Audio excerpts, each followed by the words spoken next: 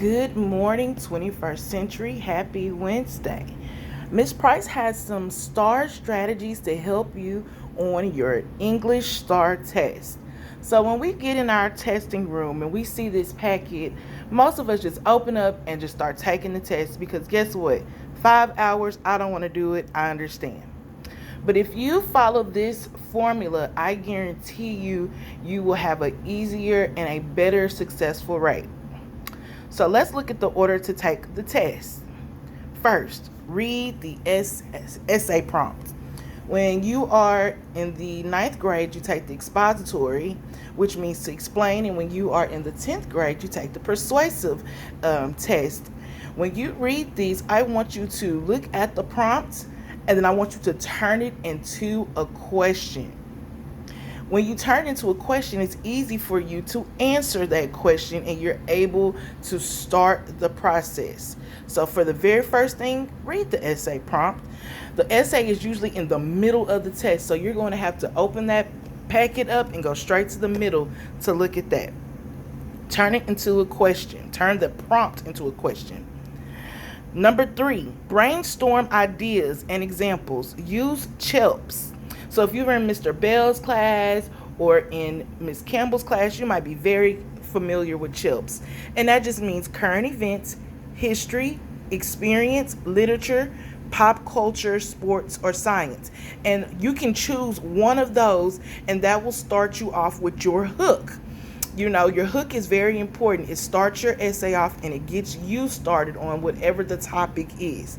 And after you do the CHELP, which is the hook, you will follow that with the thesis statement, which will let us know what your essay and what you are talking about specifically, and then you will follow through.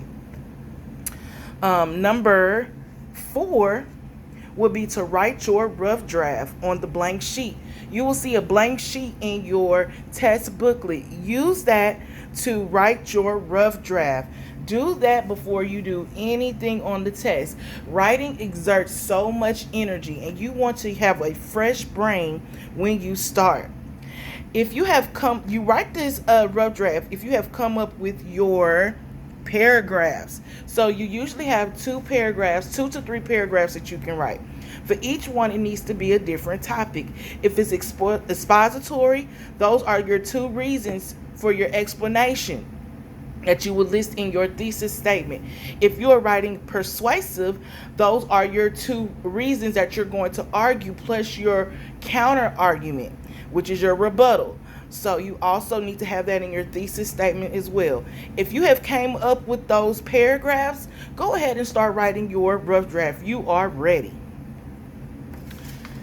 After that, your next thing would be, sorry you guys, Ms.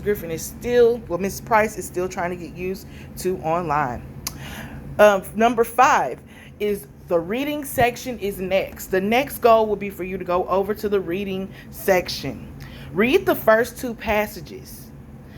Most of the time when they put those together, that is your across genres, where you have 2 different pieces, usually a poetry piece and usually a non-fiction text. They are paired together. You read them and then you have to compare and contrast. That is usually your first 2 stories in your reading section.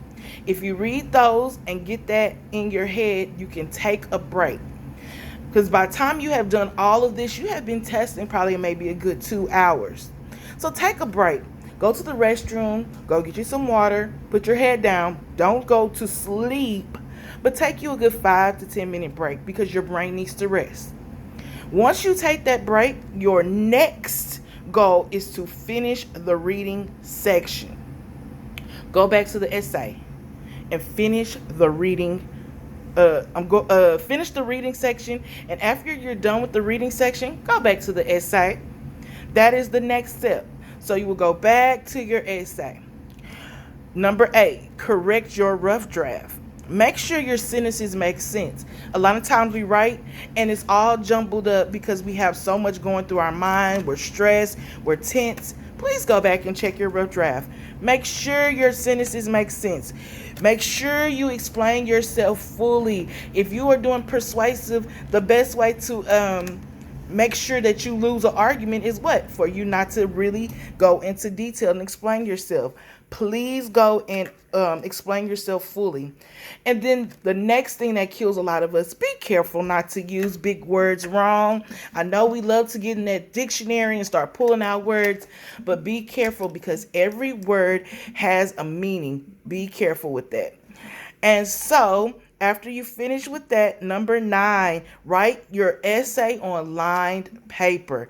Go back to the paper that they give you, those 26 lines, and make sure you write your essay on the lined paper. Make sure you indent every paragraph, every new idea, every new paragraph must be indented. And last but not least, number 10, complete and revise editing section. Complete the revise and editing section. That is your last thing to do. So that is my STAAR strategies for you.